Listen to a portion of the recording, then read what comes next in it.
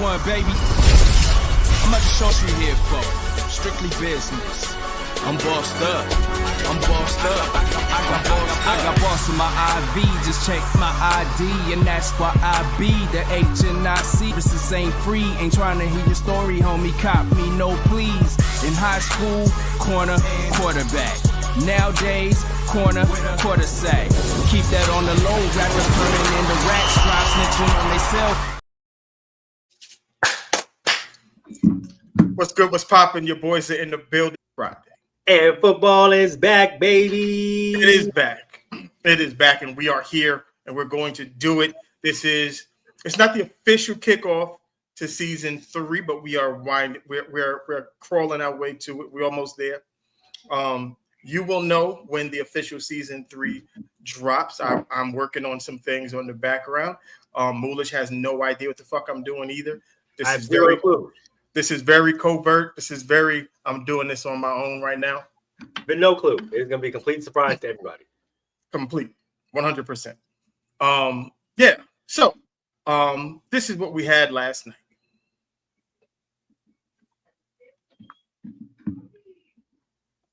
Shoot. And it's Lance throwing up top touchdown. Lance. What the fuck did I just hear, Lance? I don't care about it, and then for 3 weeks they make you care about it, and then so you get super competitive. So you know when you're inside the run was Vidal to the goal line, second up here, and it just got to be too much in the play. Getting in is Vidal, just breaking the plane.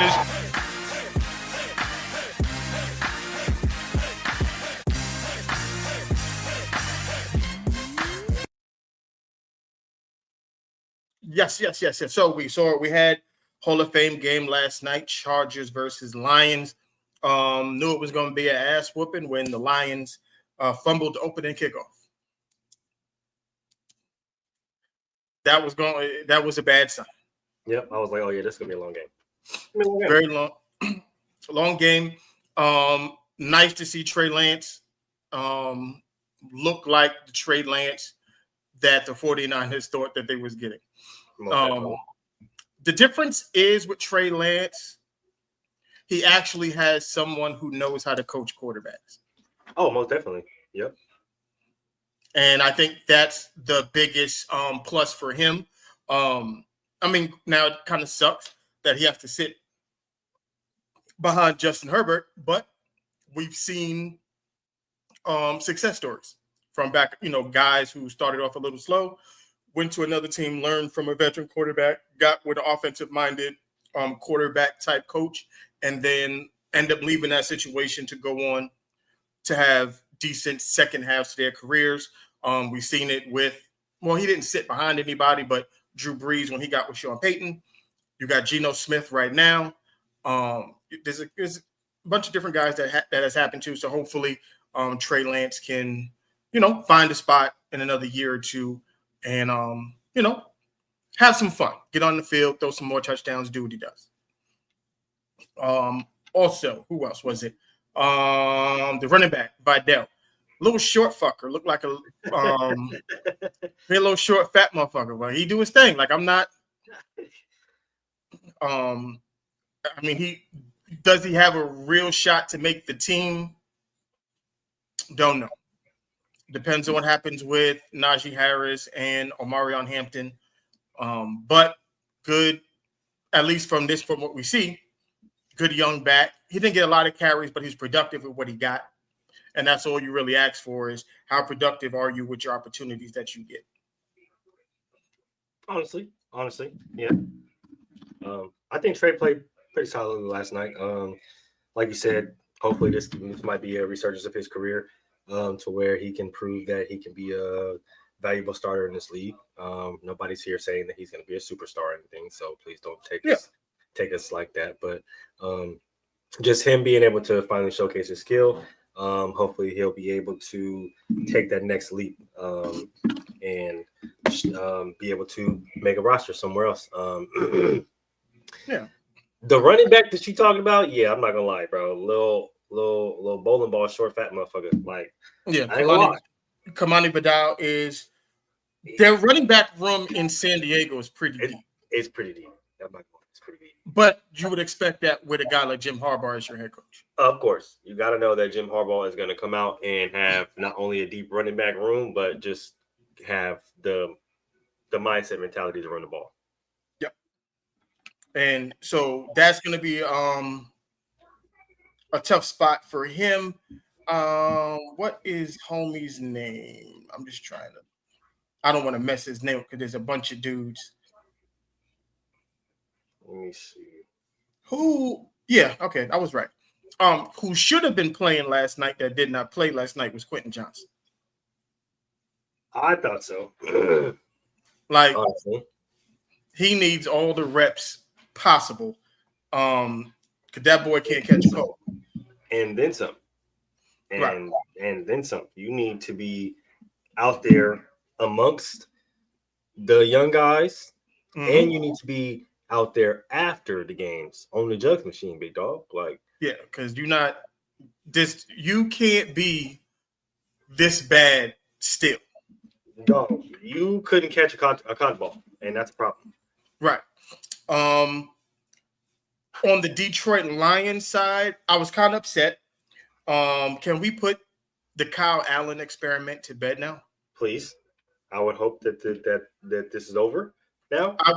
Because I was hoping to see, Hendon Hooker and see that he's completely healed from the ACL. Yep. And because I think a healthy Hendon Hooker is better than Jared Goff. I think he's really good. And if you give him the opportunity to really showcase his skill, I think he doesn't disappoint. But right. This Kyle Allen thing, we have to let that go. I think we got to let that go now. I think it's over. I think we've seen him enough to know exactly what he is not. Exactly. We know what he is. We know what he is not. And his nots are a lot bigger than what he is. Yeah. At best, he's your second or third string quarterback, maybe. But that's it. I don't think at this point he's there just to be a veteran presence. But I would prefer to have Hendon Hooker get more reps at quarterback to see what you got. Yeah. Definitely to see what you got. You got to get your young guy in there, see how he can move, see how he can process the defense, see how he can, take criticism, take instruction, take coaching points, right? Like he's been removed from the game physically for over a year. So we got to get him back. We got to get him acclimated, get his football feet under him. And that's not going to happen when you're letting decrepit guys like Kyle Allen. Yeah, Kyle Allen, he's not a starting quarterback. We know that. Come on. Like we know this. We've been on this. Yeah, he's not a starting quarterback. We can put that bullshit to bed. What you want to see out of Hendon Hooker is what you saw at Tennessee. Is the accuracy still there? Is the strength still there? Is the speed still there? Can he process at an NFL level? You want to see these things. Yep. Like at least that's what I want to see at this point. Because you know what I mean? Especially while he's still young, right? Like fresh off injury, you know what I mean? We got the NFL doctors, we got the, the good doctors. We want to see what we got, right? While he's still young, while he still can, move at a solid pace and has the youth to recover as quicker than normal. So yeah, no, definitely. We got to get him on the field. Yeah. I didn't realize he's 27. Played all 4 years. Jeez. Yeah, you might want to figure that bullshit out. I'm trying to tell you. Got to figure it out quick. Now, the crazy thing is that the fact that he's the same age as Tyler Shuck, and Tyler Shuck is a fucking rookie this year. Right, but we're going to get to his ass. Matter of fact, let's do that right now. We can do that now. We can get to the Shador and the Dylan Gabriel stuff that's going on in Cleveland. Mm-hmm. Now, I came across this, and let's go through it. A whole lot more than me. The rumor mill didn't just spin, it caught fire. Coaches whispered, teammates chuckled, and Dylan Gabriel allegedly did what any red-blooded quarterback would do after getting metaphorically pantsed on the practice field. He looked into legal options. That's right, forget the clipboard. Dylan called the lawyers. Both the Browns' rookie quarterbacks are being positioned, in their opinion, to start games this upcoming season, but how each quarterback is on a completely different developmental path for the summer here. So they said Shedeur Sanders is the one being, quote, carefully nurtured in a controlled environment, and Dylan Gabriel is being, quote, thrown directly into the fire against the team's best defenders. So that's where we transition over to this article that says why Dylan Gabriel is getting first-team reps while Shedeur Sanders waits his turn. So they talk about Gabriel working with Flacco, Pickett, first teams, and Shedeur, like I said, often works with himself on a different field with the second and third string guy. Now, to be fair, Now,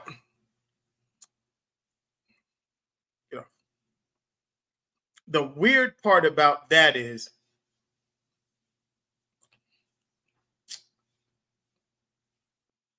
the NFL niggas were complaining that Shedeur is not going to have a fair shot because he was the 5th round pick and he's not going to get the reps to prove that he deserves to be the starter.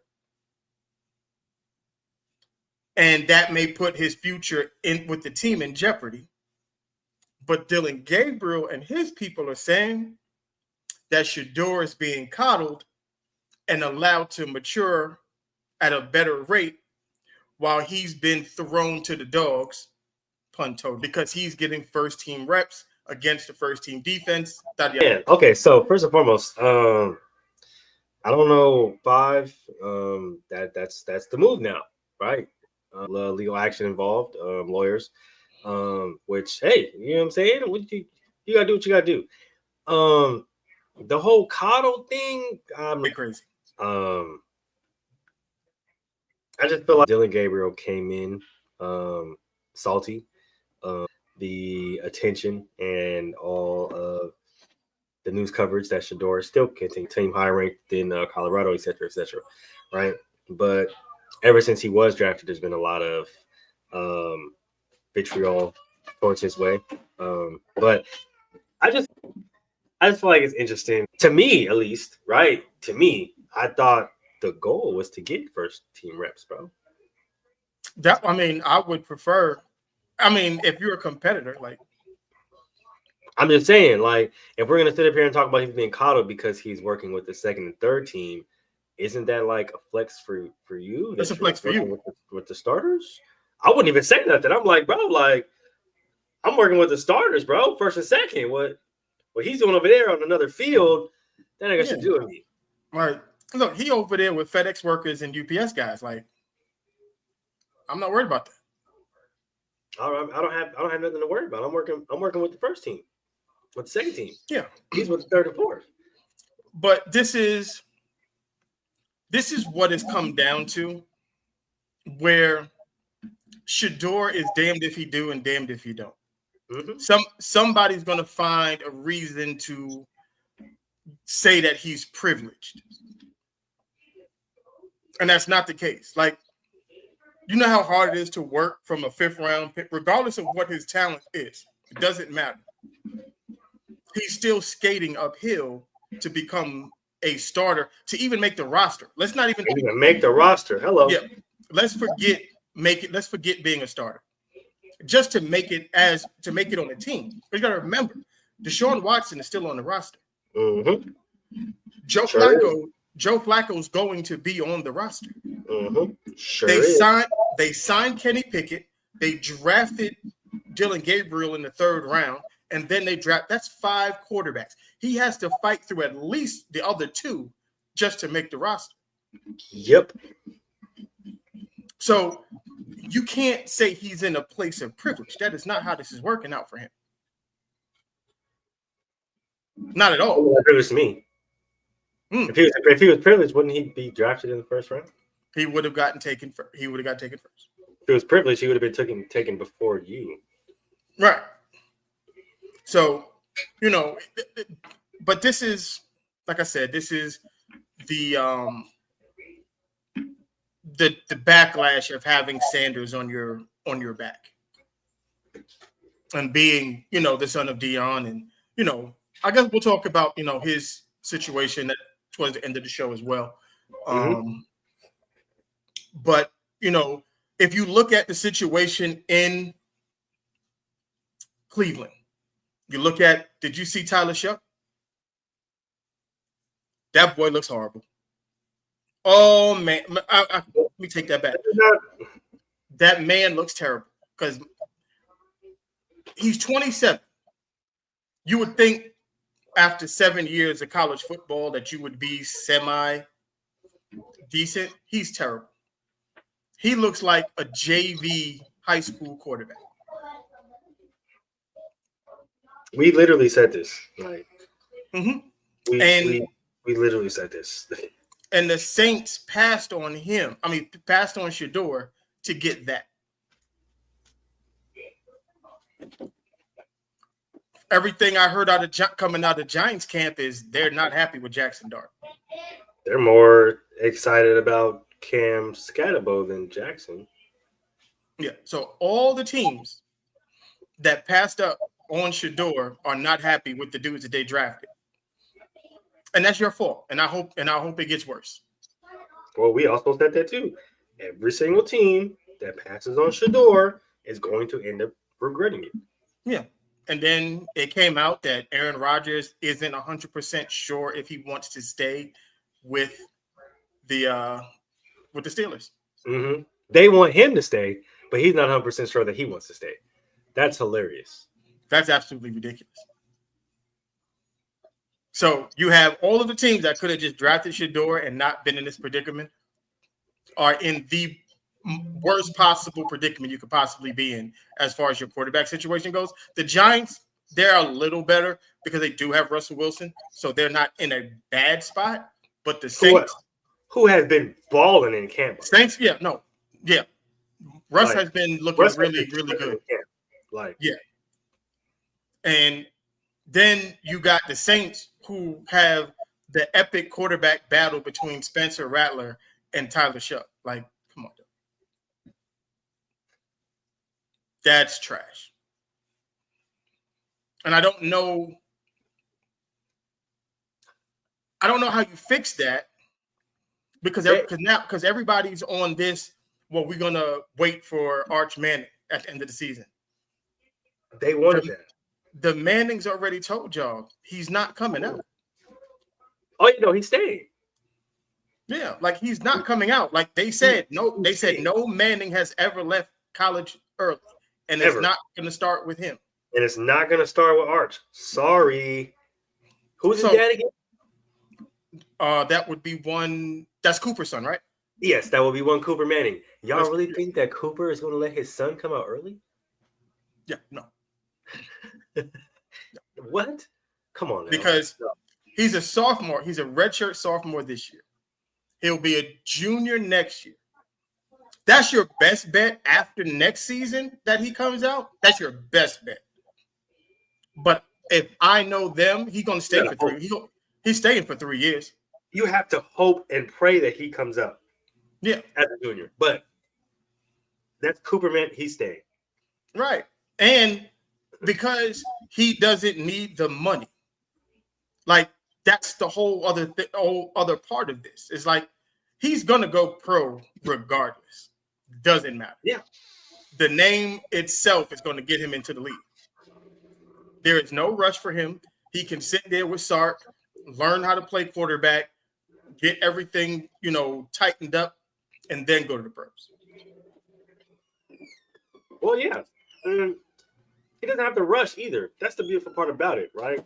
Nope. He doesn't feel like he doesn't have to feel like he has to rush. He can take his time with his development. He has 3 of probably the best developers and fucking coaches in the world, and his dad and his 2 uncles. So, I mean, like, he can literally take his time and mold his career any way, shape, or form that he wants. It's literally his world. Like, and all of this we haven't seen enough, and I don't know what, bro. We'll stop that. I don't care about none of that. We haven't seen enough. His last name is enough. That's more than enough. That's more than enough that's all we need to see.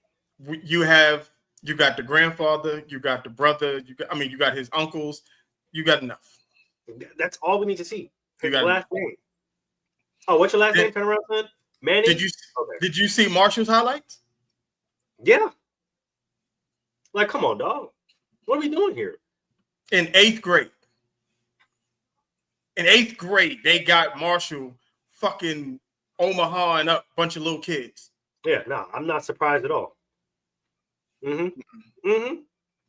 Yeah, like, come on, dog. That's when everybody's talking about their takes on Arch. Like, oh well, yeah, we've seen him throw a little bit here and run a lot. Like, that's all we need to see. That's all we need to see. His last name is Manning. He gonna be all right. He'll be fine. Like, so he's gonna be perfectly fine. Yeah. So if the Saints and all these teams are under the impression that they're going to wait 2 years to get a quarterback, don't just pack it in now. Like, it is, just pack it up. Okay. All right. We'll see how that goes because I do not think that that's going to work. I don't see him coming out after this season. That's just no. Matter of fact, he can't come out if he wanted to. Yeah, no. No, he can't come out this year, no way, because he's a redshirt. Yeah. Yeah, no, it would have to be next year. Mm-hmm. And even then, Coop would come down so far. He'd be in Texas yesterday. Right. Like, yeah, no, what you doing? No. Take your ass back. Horns up. We got no, wait a minute. Don't play with me. What you mean? Because this would be this is only his second year. Yeah, this is only his second year. He was a freshman last year. Right. Okay. Yeah. So yeah, you still got another year. So yeah, he ain't coming out. Yep. Nope. Not even remotely. Oh, see, now I'm confused. They got me all effed up. Because he's a redshirt sophomore, right? Should be a redshirt sophomore now, yeah.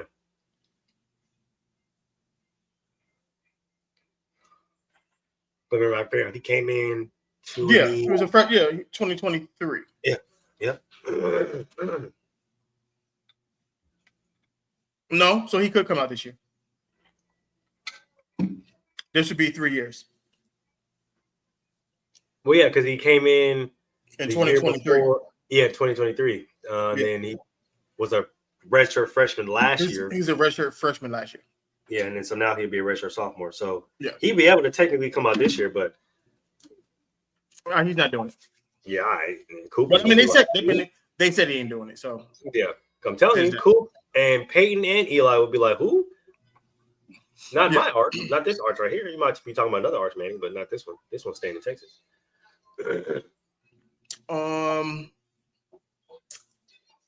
What? Okay, so we got a lot of bullshit in the NFL as far as players, money, trade requests, contract extension requests. So the three major ones that we got right now: Micah Parsons, Terry McLaurin, Trey Hendrickson. Yeah. We'll start with the easy one first. That's Trey Hendrickson. Most definitely.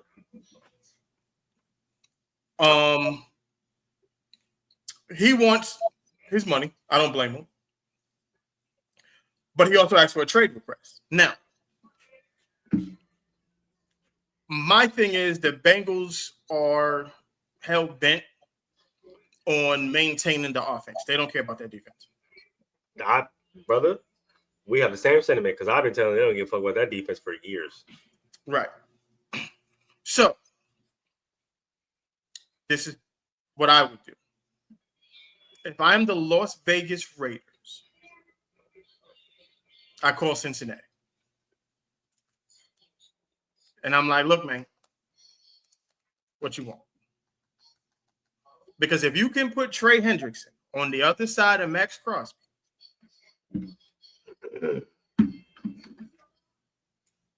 with those linebackers, with that secondary, might get a little crazy. I'm not mad at that. And it's crazy because, like I said, I've been saying Cincinnati don't give a fuck about that defense for years. Like that whole Vontae's birthday, Gino, like that whole era, that was the last time they really cared about that defense. Like Pac-Man Jones. But that's because they had a defensive coach. Exactly, right? So, like, now they don't give a fuck about that defense at all. But with Cincinnati, just like I said with Shamar, it's time to get back to football, bro. He's your best defensive player. Like, pay the man. Or if he's going to request a trade and y'all willing to trade him, shit. Like Mel said, nigga, if I'm the Raiders, I'm calling. Hello, what would you like? You can't have Max, so that's out. Just letting you know, you can't have Max. That's out. Look, I will send Jacoby Myers' ass over there. Whatever offensive weapon except Ashton Genty. You need a running back. We got Raheem Mostert. We got Sincere McCormick. We got Zaire White. We got a bunch of running backs. Yeah, you can't have Brock either, but you can have Mike. You want Michael Mayer? You can have Mike. You can take him. It's all good. We'll be fine. That's fine. But what you want? Yeah. For Trey Hendrick to get another pass rusher between him and Max Park, the two super tryhards. Yeah. That's disgusting. That is with Devin White, with Elandon Roberts, with who's the other linebacker they got?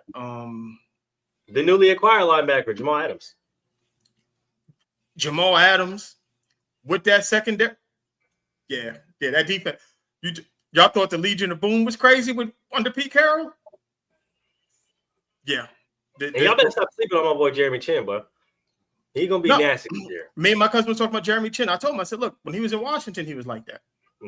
He gonna fit in just fine. Like those cornerbacks, they're big, they fast. That secondary gonna be legit. And they're already talking. Devin White is looking like the All-Pro he used to be back in Tampa. I see the vision, right? Oh yeah, and I understand why they make the moves that they made, but like I said, I see the vision, right? PG is gonna have obviously our run stoppers, and then he's gonna have our more pass down coverage backers. Which, if you look at it last year without Divine Diablo, because he was in and out of the lineup, and we had to insert other pieces in there. It really hurt us in the pass game, right? We were great in the run game, but it really hurt us in the pass game, especially in the intermediate to like mid-level pass threats. But when you add somebody like a Jamal Adams, when you add somebody like a Devin White, somebody who can run with the slots, run with the running backs, that completely eliminates it. And then you have a Jeremy Chin over the top. You got your big, long, fresh young corners on the outside. Yep. There's a recipe for success there. Look, they're going to play football. It's going to be 90s football. It's going to be smash mouth, on the ground, play action offense, and that defense is going to fuck you up. That's the reason why they got rid of, the Freaky Fog and Christian Wilkins. Oh, we definitely got to talk about. We'll get to. Yeah. I totally forgot about Diddy. We definitely. We gonna get to NFL's R. Kelly in a second. Yeah, we gonna get to that. Let's get to Terry McLaurin now. Now, I think Terry McLaurin, his situation might be a little different. I think Washington will figure out a way to get him signed. I think he'll be signed. I think the trade request was just a thing to push along the negotiations. I don't think it's serious. That's just me. I just think it was just a tactic to use to push the negotiations a little faster because the season's right around the corner. We got 4 weeks before the season starts. Yep. So I'm pretty sure he wants to get it done. He doesn't want to go into the season with this hanging over his head or anything like that. And Washington has bigger plans. You made the NFC Championship game last year. You added Debo. The defense got better. The young guys got, better, got a year, under their belt. And the last thing you want to do is lose a guy like Terry. So I think that was just a scare tactic. I think they'll get it done. And Washington should be at least a top 3 team next season. I mean, in the NFC. I mean, it's not crazy to say that they can be a top 3 team overall. I said this last night on PBT. With the team that Washington has, especially on offense, being young, fiery, and explosive, Terry McLaurin is a guy that you definitely want to retain. You got to get him back in camp. You got to get him on the field. But I found an interesting point talking to one of my boys on Twitter the other day. And this was just kind of us like speculating, spitballing, nothing really serious or anything. Not like we've seen any reports, but he told me that the reason why he feels like Terry might ultimately be traded is because Washington may feel comfortable in the position that they are in receiver wise without it. And I said, explain, because to me, I'm like, hell no, right? Mm-hmm. At first, no, I told my brothers. It's funny that you said it, only because I said the same thing to my brother. I was just like, unless what they're looking at, because I told you one of the guys that I told you motherfuckers to look for was Ja'Cory Brooks. Mm-hmm. Ja'Cory Brooks did not get drafted, but Ja'Cory Brooks signed as an undrafted free agent with Washington. Yep. And they got a lot of young receivers. Yes, they do. Like really good and good ones. Yes. So if they're in camp and they looking at this like, we got a 30-year-old, and like I said, I love Terry McLaurin. Nothing wrong with Terry McLaurin. As a Washington fan, I hope he stays. Mm-hmm. But I totally understand if they're looking at this and they're like, we got these young kids. That's not going to cost us a lot of money. We might feel, and you like I said, not to say that Debo replaces Terry McLaurin. Mm-hmm. Most definitely. But if you have a Debo and then you have McCaffrey, you got, Ja'Cory Brooks, you got, I think Damani Brown is still there. Yep. De'Ami Brown, Noah Brown. Yeah, so. Yeah, they got weapons. Zach Ertz, still a tight end. Right. So in their mind, and you got to think, and I don't understand, like he's getting paid $27 million this year. Like, and I know, and I hate to do that, and I hate being that guy. I'm not counting nobody's money. I don't want to do that. Yep. But I'm like, dog, just come on. You know what I mean? We got bigger fish to fry, bro. We got big fish. You win the champion. Y'all win the Super Bowl in Washington with the new stadium. They just approved the new stadium.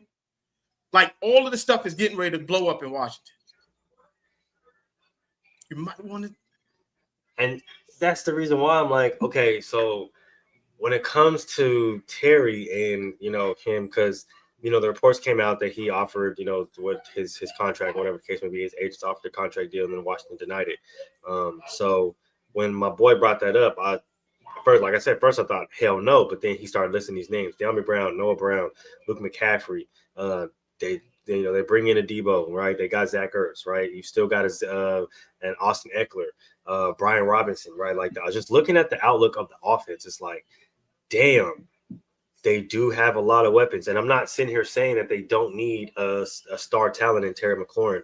But what I am saying is, and what he kind of alluded to last night or a few nights ago was, with all of the firepower that they do have, it could equal up to or more than what Terry brings to the table. And I said, well, I mean, I feel that because it's not like they're leaving Jaden high and dry, right?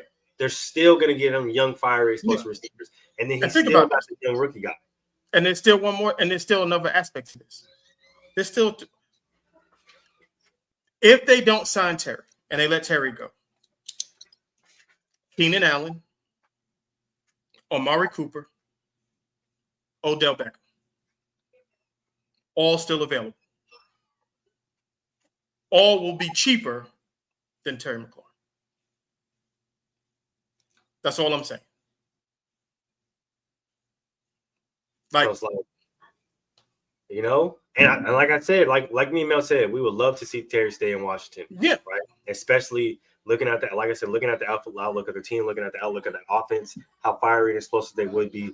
And you adding somebody like Debo, just giving that offense a more dynamic feel and a more dynamic look, right? And like I said, Mel, it wouldn't be crazy to say that they would be a top three team, not team, not just in the NFC, but in the entire league, right? Mm-hmm. They're a team that won 12, 13, 14, 15 games last year. They go to the NFC Championship and take the Eagles to the wire. Like, they could be one of those teams that everybody's going to have to look out for, right? And everybody's trying to say that, Jaden's going to have a sophomore slump.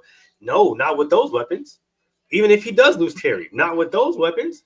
They can be looked at as a formidable team. And a lot of people, y'all I'll have to pay attention, man. Yeah, and it's like it's hard. I don't like when people call out the sophomore slump because there's a lot of things that go into that. Like everybody talked about CJ last year. Well, 40% of the team got hurt. Quite literally. Like he lost every weapon possible last season. Mixon got hurt. Diggs got hurt. Nico got hurt. Tank Dell got hurt. Tight end got hurt. Offensive line got hurt. Like everything that makes a quarterback, he lost it last year. Literally lost it. Like, so we can't, like, let's not do that. But like I said, if hopefully Terry comes back, but if I know anything, I know Cliff Kingsbury's offense. Cliff Kingsbury's offense, it's not superstar heavy. It's a scheme you open thing. That's why Noah Brown was so effective last year. That's why Zach Ertz was so effective last year. It's because the scheme that he runs, it works very well. You don't really need quote unquote superstars to run it. You just need effective people to operate it. And I think they have more than enough to do that.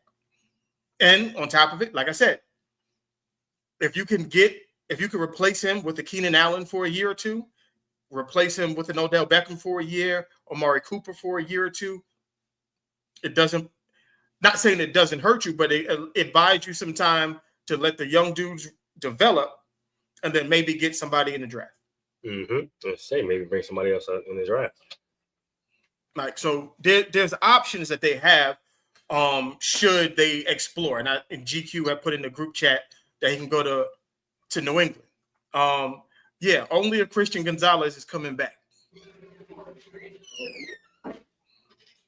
That's the only way that trade to New England happened. Yeah, we'll send Terry, but you got to send Christian Gonzalez, and that'll be cool.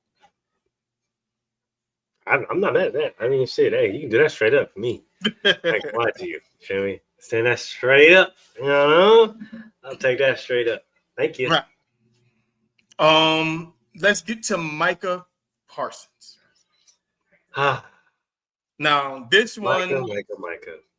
Right. This one is, and I told everybody, we talked about this last year, and we had this conversation.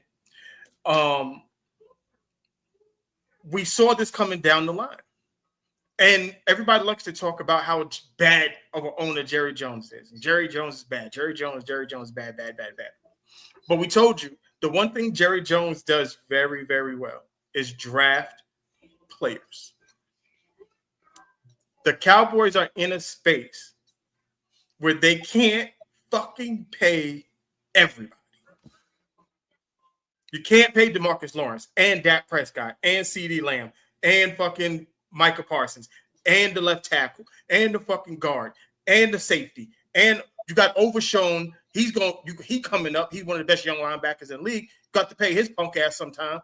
Like, there's too much money that has to be paid. And then you have to look at who am I going to give it to? Now, then you have Micah Parsons. Is Micah Parsons the defensive end or the pass rusher that everybody thinks he is? That's the question that needs to be asked. Is he Myles Garrett? Is he TJ Watt? Is he Trey Hendrickson? Is he Max Crosby? Is he in that category?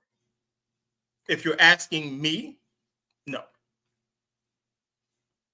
Because he's a liability in the run game. You can't, he does not stop the run at all. My thing, if I was him, I'd move to middle linebacker. Use your speed. You can cover sideline to sideline. Forget about it's easier for you to rush off of stunts and all that than it is you trying to fight through Trent Williams and all these other fucking left tackles. You're 215 pounds playing defense end. This is great. Because like Mel said, we talked about this. Mm-hmm. We talked about this. And like Mel also said, you can't pay everybody. Why does that seem important? Because literally on this show, we sat here and said, if you're going to give Dak an extension, then you're going to regret it. When it comes to not CD, because we knew CD was going to get his money. Yep. You're going to regret it when it comes to Micah. Because now, after Max gets his money, after Miles gets his money, now we're sitting here waiting. Okay, who's going to be first, Trey or Micah? Trey or Micah? Trey or Micah? You had the opportunity to pay Micah last year. You chose not to do so. Now, Max got his money, reset the market. Miles got his money, reset the market. Y'all don't want to reset the market. That's why these two players are sitting out. This is specifically the reason why Micah Parsons is sitting out, because he feels like he should be the highest paid out of all of them. When you could have played him last year, made him the highest paid out of all of them, and then saved some money. But the reason why that's important is because we sat here and told you guys on this show that if they choose Dak, they're going to have to either lose CD or Micah.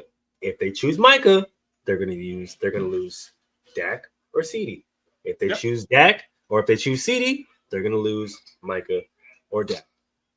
We said this on this show. And like Mel said, you're still going to have to pay your young guys. You're going to have to pay Diggs. I'm pretty sure his contract's coming up. Yep, totally forgot about Trayvon Diggs.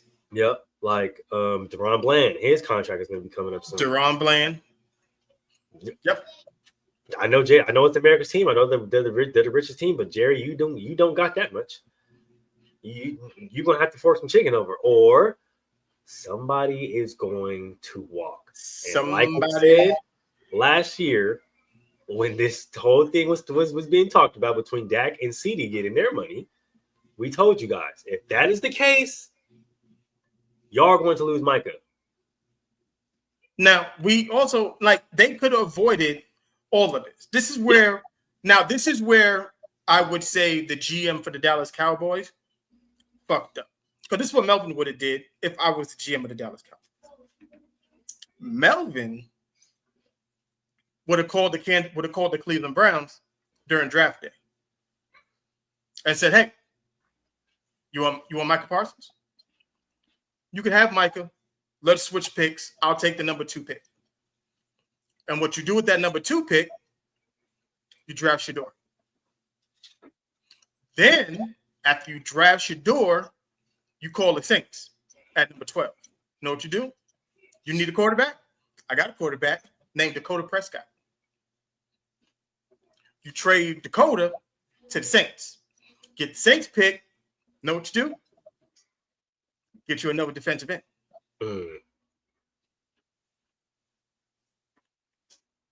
This is beautiful because this is the reason why you don't let your owner be your GM. I know you guys don't have any much choice, but hey, that's the team that you guys decided to choose for or decided to root for. I know a lot of people, get irritated with Jerry Jones and his antics and him appearing on press conferences and stuff like that, but that's what happens when your owner is also your GM. So when it comes to that and when it comes to negotiating, you have to understand that he doesn't come from a typical GM place. He comes from an owner place. Somebody who understands money and owns a lot of things and has a lot of money understands that they want to also save that money. So it's just funny because, like Mel said, this whole thing literally could have been avoided in multiple ways. Million ways. And then, and it sucks, like I said, but the Cowboys suffer from they did their job. They did one of their jobs extremely well. Yep. Acquiring and drafting talent, they do that better than anybody else in the league. I think the Eagles might be the only team that does it as good. I would say so.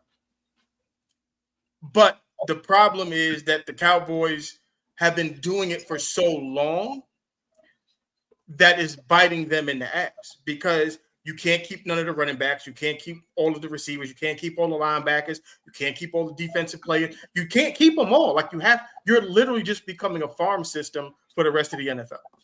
Yep, that's what it is. The players who you can't pay or you choose not to pay, they go on to other teams and they get paid there and ball out. Yeah. And that's just, and that's just the nature of the beast, and it is what it is. So again, if I'm the Raiders, I'm calling the Dallas Cowboys like, yo, what do you want for Micah Parsons? So shit, if I'm the Raiders, I'm calling, and as much as we said, like we said, shit, maybe Washington feels some type of way. Not in that sense, but maybe they feel some type of way. If I'm the Raiders, and I feel like we need a true number one receiver on the outside to really bolster that offense, I'm calling. Hey, what y'all want?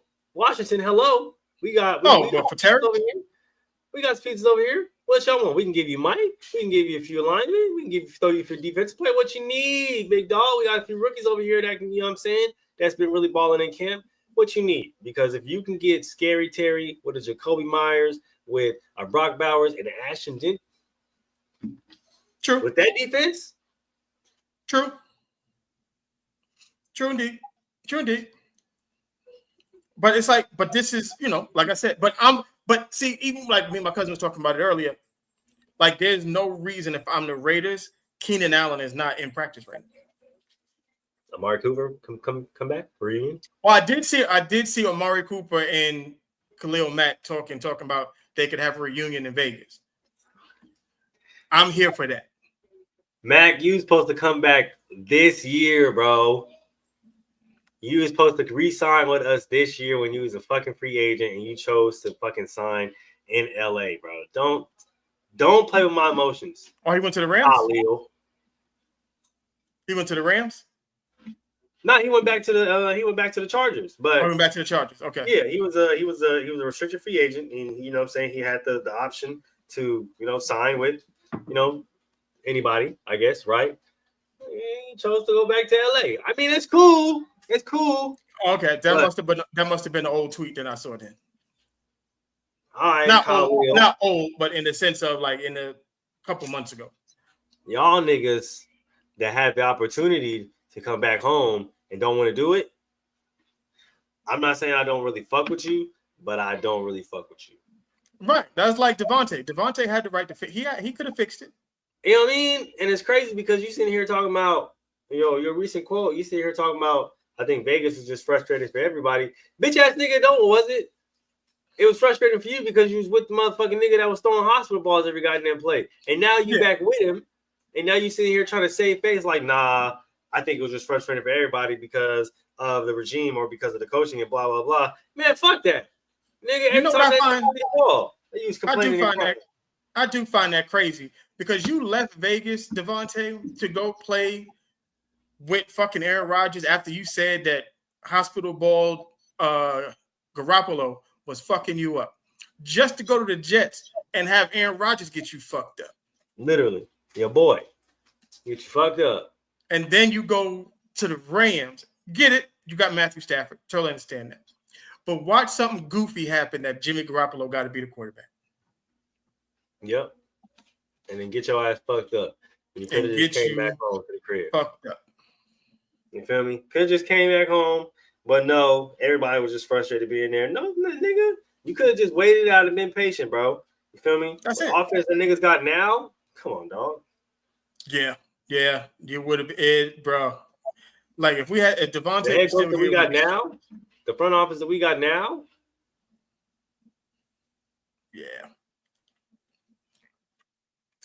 It's crazy because I'm not trying to do it. I'm not trying to push this this narrative, but it's like, nigga, it's damn near the Randy Moss situation all over again. I'm not saying that as far as the play goes because he really gave us 2 really great seasons, but as far as the patient thing goes, right? Like thinking about the Randy Moss situation.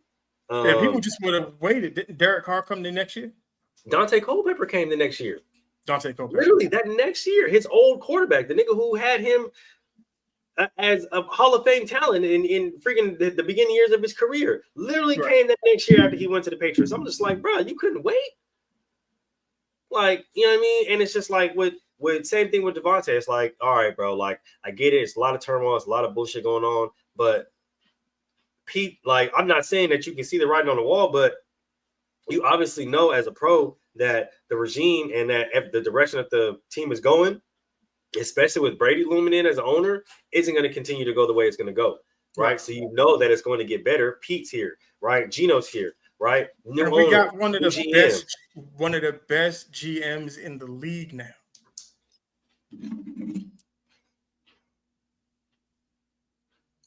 Bro, couldn't wait. Crazy. It's about to go up. It's about to go up. And I'm telling you this now. Don't let Vegas win the Super Bowl. That's all I'm telling you. Look. Y'all see this motherfucker right here? Y'all see this motherfucker right here? Okay. Do not. The last time my Raiders were in the Super Bowl, that parade gonna go crazy. I was very young, but I was old enough to experience and remember everything that happened. And when I tell you, I haven't experienced heartbreak like that since. I haven't experienced heartbreak like that since. Now, if these niggas were to go, I don't even care if they win, bro. If they even to go on to make the Super Bowl, to just make it. No, they gotta win it. You niggas would never hear the end of it. I'm telling you, Moo would never shut the fuck up. I don't care. I'm never shutting the fuck up. I would never shut the fuck up. I don't care. I'm telling you, we don't even. And now, Mel obviously is different because he's like, nigga, we need to win. Fuck all that bullshit. Me personally, I don't care. The fact that we made it, I'm never shutting up. It could be 20 years from now. We can never go back again. I'm still talking because all the shit I'm hearing right now about the Raiders, all the shit that I've been hearing the reports, because motherfuckers is talking about us a lot, right? Because y'all scared because y'all know we're gonna be competitive. I promise you. Oh yeah. If we even get to the AFC Championship, I promise you, I'm never shutting up. I promise you. Look, I'm gonna tell you right. If it all predicates on two things.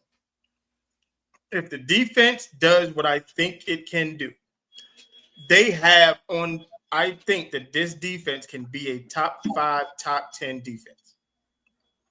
If Ashton Jeanty, that's not crazy because we were top 12 last year. Oh, that's crazy. So so I'm definitely going top 5. Yeah. If Ashton Jeanty top 12 and top 15 last year, all season. So and I feel they're going to be light years better than they were last year. So you do that, and if Ashton Jeanty can rush for anywhere between 1,200 to 1,500 yards. Oh, y'all fucked up. Y'all fucked up. Y'all fucked up. And you got to think about it like this. Brock gave us a band last year. Jacoby gave us a band last year. And if we can somehow unlock Mike and him give us even 600 to 700, that's perfect. Deontay Thornton? I don't think y'all niggas is ready for him. Me and my little brother was talking about Deontay last night. We've been talking about him literally all throughout OTAs, camp, etc. And I've been seeing the clips. I've been watching the mini camps. I've been watching the training camps.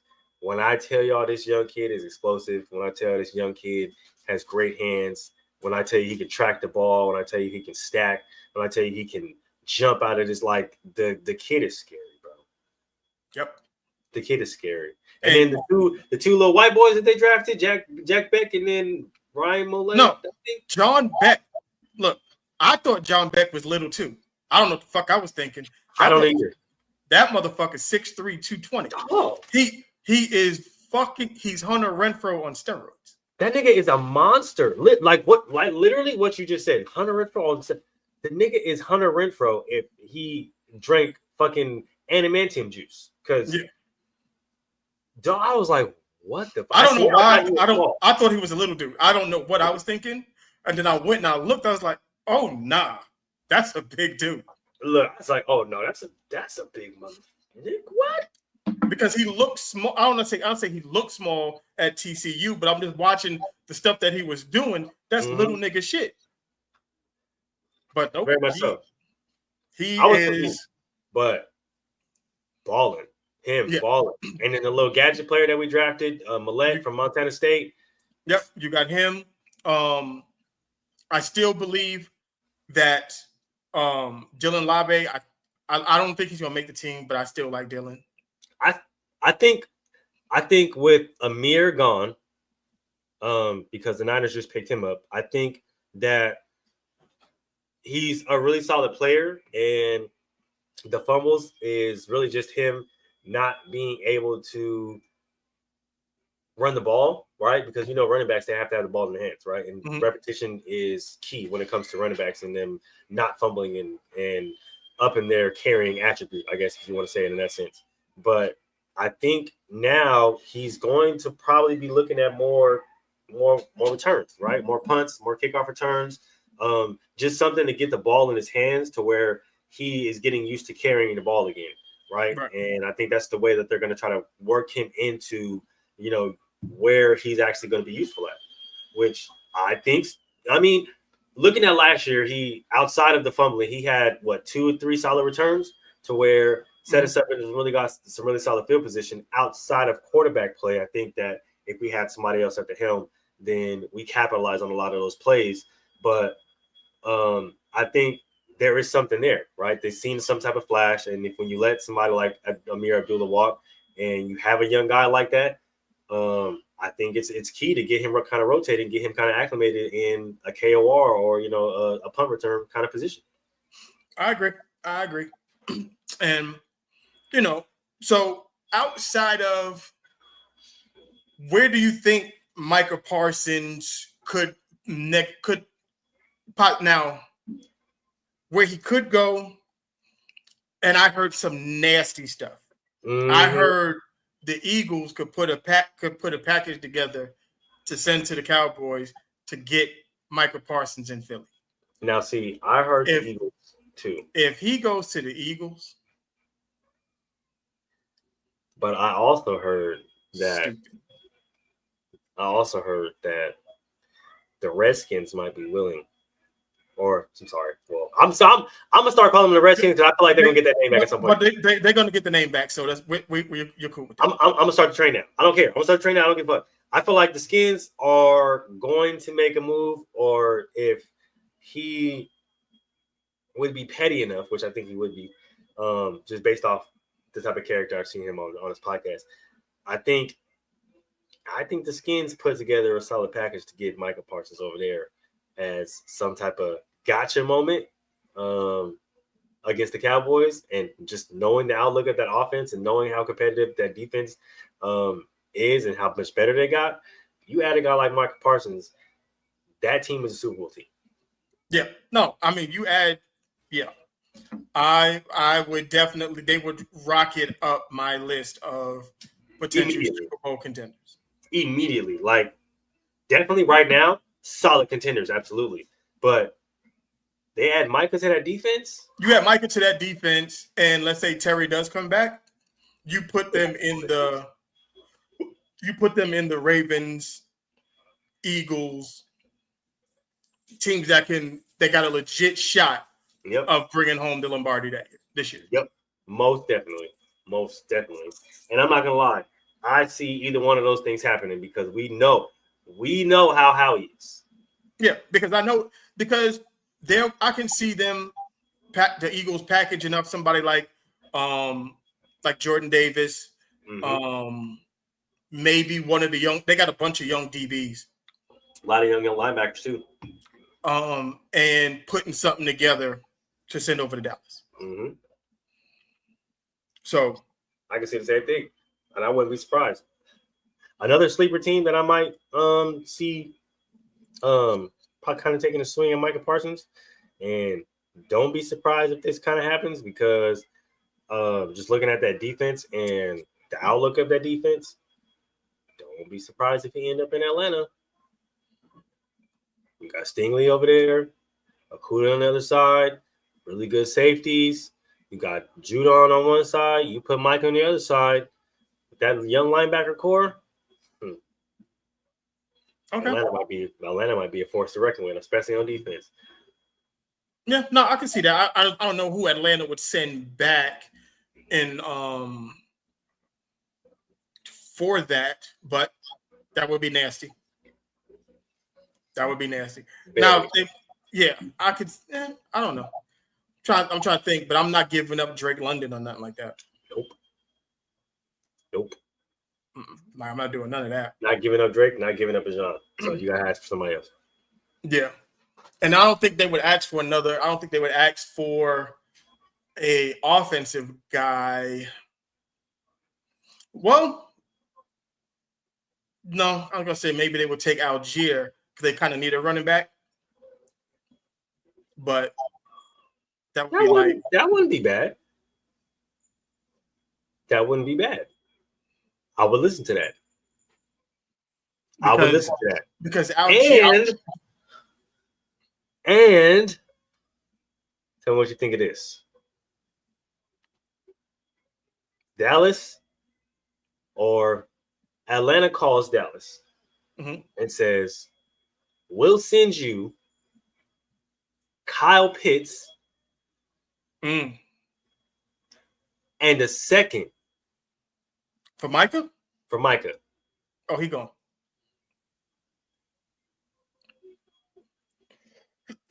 He gone. Kyle Pitts. You put Kyle Pitts with CD and fucking Pickens. That's Jerry. If you're watching this right now, I'm not saying that you got to do it. All I'm saying is, I would do it. You know what I mean? Also, that's all I'm saying. You feel me? Because you take that offense and you already got a Jake Ferguson, but you have a Kyle Pitts who's been taking reps at receiver, and he can kind of do that tandem thing. Not even kind of do the tandem thing. He can do that tandem thing to where he can put his hand in the dirt and stand up. You pair that with a GP. You pair that with a CD. And then didn't we see the quote from Miles Sanders talking about how he was essentially salty and how he's on the Cowboys now? I forgot he's in Dallas. Yep. All right, I would do that. I would do it. If I'm Yeah.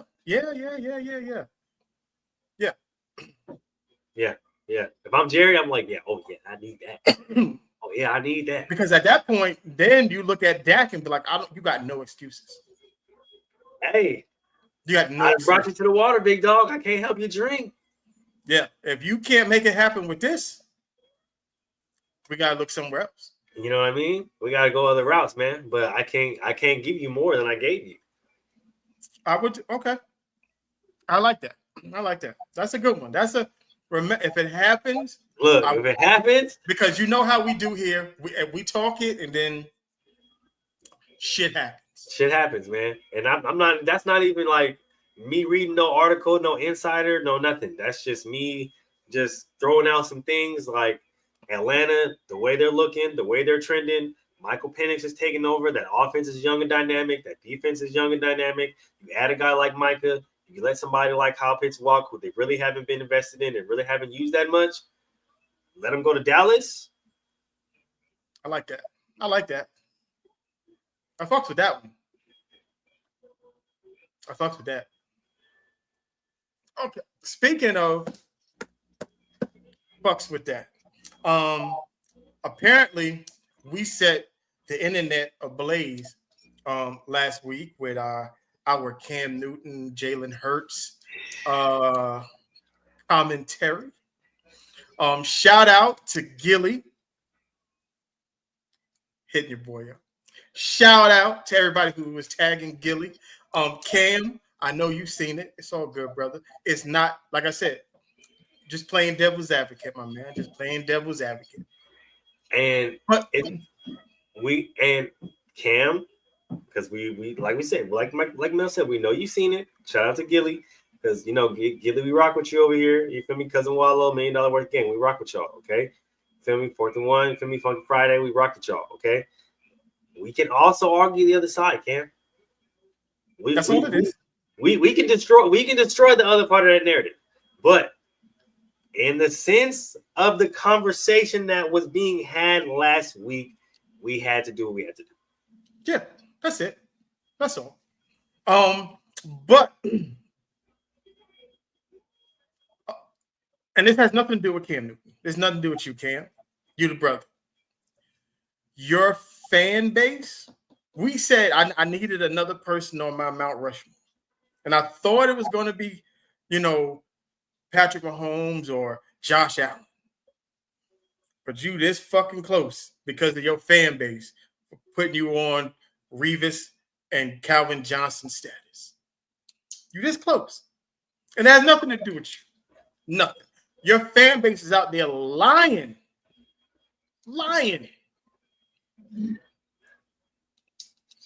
And I don't like it. So I'm out there talking shit about Cam and I don't want to. Yeah. I don't want to. But your fans, they're assholes. A lot of them don't know football. They don't know football. They don't. They do not. It's funny. It's actually interesting, right? Because Cam's journey is actually a very funny one, right? Especially when it comes to like sports media, because he was heavily influenced in the flag football game and the kids game and the Pop Warner, right? And then he, although while still doing that, he made a transition into the podcast world, and a lot of people expected him to fail. A lot of people expected him to not do well, and just looking at the early numbers and looking at him compared to now, the work that he's done has been astronomical, right? And we know, of course, what comes with comes with crazy fans. So I just want to say, I hope y'all come like that for us when we blow up. That's all. You know what I mean? That's all I want. You feel me? We want y'all to spew ignorance about us when we blow up. I invite the ignorance. I want the ignorance. That's what we want. We want y'all to spew ignorance about us when we blow up, so that we can come on and be like, hey, my fans is my fans. Because we love you. And when you spew the ignorance to support us, it shows you love us. Yeah. Checking my email to see if I got. So shout out to Cam, man. You know what I'm saying? The work that you're doing in the media, sports media world, definitely not to be overlooked. The walls and the mountains that you climbed in such a short amount of time, absolutely amazing. Doing what you're doing, keep grinding. But we may have a bone to pick with your fans from time to time. But that's the thing about media, and this is, I can say everything that I said about Cam and still be a Cam supporter. Big time. Like there is, if no one player was completely perfect, and it doesn't matter. If you give me time, I'll pick apart Brady. I'll pick apart Peyton. I could do it to everybody. Everybody. Okay, so this wasn't a personal thing or a shot at Cam or anything like that. It was just, letting everybody understand you aren't as perfect as you think you are in your head. And that's what we did. And all you motherfuckers out there that, Baker Mayfield this and Baker Mayfield this, he's top 5 quarterback, and shut the fuck up.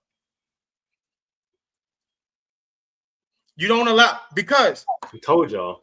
I had motherfuckers clowning me. We told y'all for a year. Oh, Baker trash. Baker this, Baker that. And I said, nah, Baker just was in the wrong situation. And then he finally, now everybody, I love Baker Mayfield. I love Baker, man. I've always loved Baker. Baker top 10. Don't do that. Don't do that. Got a whole post of me saying I'm the only Baker Mayfield fan left. Didn't we tell y'all Baker Mayfield was top 10? We tell y'all he was top 10 for 2 years now. See, this is what we do. This is where we go. This is where we are. You know what I forgot to do? God damn it. Okay, so we told y'all. We said Jameis was our guy. Jameis is still our guy. But then we also said Xavier Leggett. He needed his own fucking show. And if you've been following Xavier Leggett, Mm-hmm. that is a funny ass motherfucker. Gotta be one of the funniest niggas in the NFL. But we said that. We you know, like I said, we are above, we are ahead of the curve. We get there before everybody else. Always. It's okay. Always. It's okay. It's all right. That's just what we do. We don't get the love that we deserve because we're not there yet. When we get there, the rest of the world will see exactly how on point we are. Y'all gonna see how we coming. And then when y'all see how we coming, we're not gonna be deniable. You're not gonna be able to deny us. And honestly, like I said, I can't wait for that because then we're gonna have fans spewing ignorance in our favor, and it's just gonna be amazing. It's gonna be amazing, and I can't wait. I'm actually salivating at the notion because think about it. ESPN. We're gonna get to Shannon Sharp and Joy. I've been waiting for the Joy Taylor shit. So, yes. So we're gonna address Jason Whitlock. Your ass. I'm no. Diddy. Oh yeah, we on you. I'm on your ass. We on you, Jason. You can't escape us. No. Mm-mm. So we're gonna do a whole show just to address the Shannon, the Joy, the Whitlock. Jason Whitlock is one of the most despicable people on the planet. Jason. Oh, I can't wait. Jason, this is so amazing because you always live up to your name, Shitlock. Okay. Yeah, and that is next week. A nice portion of the show will be dedicated to your bum ass. And make sure you guys tune in Thursday because we definitely have something new that we're about to roll out for you guys. We're supposed to roll out this Thursday, but we had some technical difficulties with the Wi-Fi. So had a quick show of TBT. Yeah. But next matter week, of fact, maybe that's what we'll do for Thursday. Yeah. I think that might have to have we have to roll out the show. Okay. That's for Thursday. It won't be for Inside the Huddle. It'll be for the new show on Thursday. Yeah, man, we have to roll that out. That's why we're going to kick the new show off. Because like I said, we're supposed to kick off this Thursday. Technical difficulties, excuse me, but next Thursday everything should be worked out perfectly fine so we can roll this thing out. Because it's something that we've been working on for a long time for y'all, and hope you guys enjoy it. Yeah. So nice short show today. We're not going to get too crazy into it. Football is officially here. Next week, let's see what we got coming up next week. We have, and I'm working on the sponsors and all that shit again for this season. Mm-hmm. Next week we have a full effing slate. Thursday, Raiders, Seahawks, Colts, Ravens, Bengals, Eagles. That's on Thursday. On Friday, because we have Friday football now. Browns, Panthers. Shador watch starts next week on Inside the Huddle. We told y'all Shador watch starts. Has begun. Commanders, Patriots, Lions, Falcons. That's all on Friday. Saturday, we got Broncos, 49ers, Bills, Giants, Texans, Vikings, Steelers, Jaguars, Rams, Cowboys, Buccaneers, Titans, Jets, Packers, Chiefs, Cardinals. That is all on Saturday. All on Saturday. Beautiful. On Sunday, we got the Dolphins and the Bears, Saints and the Chargers. And then we also got college football coming too. And we got college football in the hole.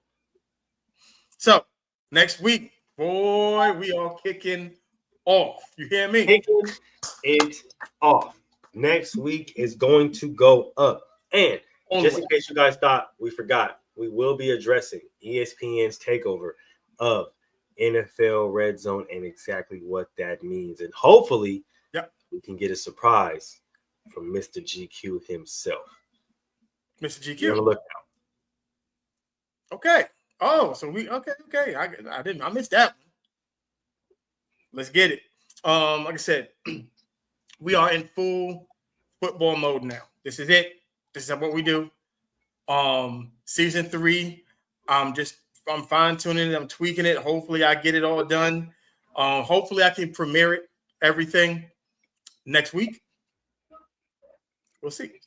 We shall see. Like I said, thanks for everybody popping up, showing out in the comments. YouTube, Facebook. I'm still trying to figure out how to do this shit on Twitch. Yeah, I'm confused, but I'm working on it. I'm definitely working. I'm diligently working on it. But we have noticed there has been an uptick in the views on the YouTube. Absolutely. Please, when you come through, hit that like button, hit the subscribe button, leave a comment just so we know that it's real. It helps us out. Get this channel out there so everybody who enjoys football can get a dose of this inside the huddle. Mm-hmm. Because if you're looking at, all you gotta do is go to the Instagram and the TikTok. Look, I'm gonna give you a little hint. We are the voice of the people. It is what it is. You heard what he said. We are the voice of the people. The people's voice. You know, if you look at the comments, people saying, yo, it's about time I found a podcast where people actually talk real football. Just go through the comments. You'll see it more than once, more than twice. Go to TikTok, go to Instagram. TikTok, Instagram. So speaking of that, shout out to everybody on TikTok. I see y'all. We see y'all. Okay. The views have been crazy. The likes have been crazy.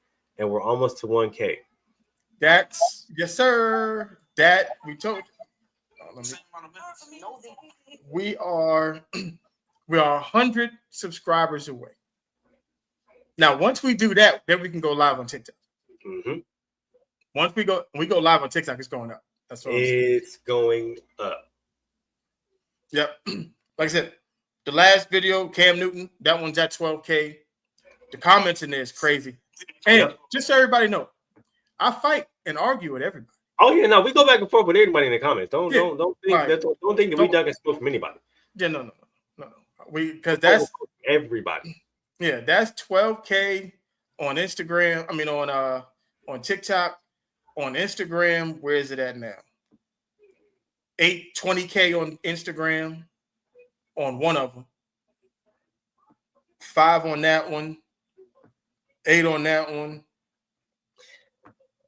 And I'm in the comments. If you ever want to stand on business, we always looking for guests. Always. I got at least 3 podcasts right now that will be guests appearing on. They want us to come on the pod, talk some, do what we do, talk our age. Mm-hmm. I mean, talk their age. You know what it is. Yep. So with that, we're gonna get up on out of chair. It's been a Football Friday. Full slate next week. Thursday, a bunch of games. Friday, a bunch of games. We're gonna cover all of those. And if we have our way, because there's games on Saturdays, we're gonna check out Mulich's schedule, my schedule. If we can get these 100 followers and we can go live, we'll go live on TikTok and do some live shit while the games are being played. Yep. So, look, this is a new season. We got new shit popping. Yeah, like we said, 2025, we going up, man. We're rolling out a whole bunch of new shit for y'all, man. You feel me? We just need y'all to rock with us, man. You know what I mean? Like and keep commenting, keep subscribing. We can keep bringing all this dope ass content like we tell every single week. That's how we do it, man. See y'all next week. Same bad time, same bad channel. Yeah, come on, push your button. Push the goddamn button. Push the goddamn